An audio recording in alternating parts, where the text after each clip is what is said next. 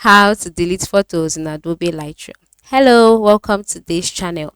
In today's tutorial, I'll show you how you can delete photos in Adobe Lightroom.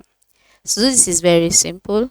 The first step is to launch the application on your mobile phone, and after doing that, on the gallery page, you'll see different pictures, including the one you've edited on Lightroom. So move to the bottom part of the screen and select the Lightroom tab. On the display page at the top part of the screen, you would see some icons like search icon, notification, um, cloud, etc. Then select the picture that you would like to delete. After selecting, select the picture by long pressing on it this way.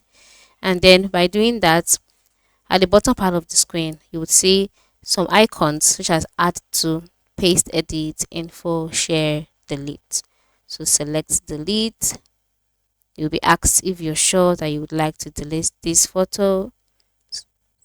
Confirm, and then just like that, the photo would be deleted.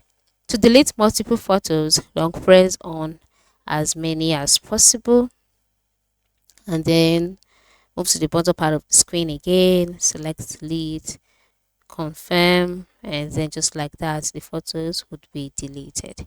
And that is how to go about it. Thank you for watching and have a wonderful day.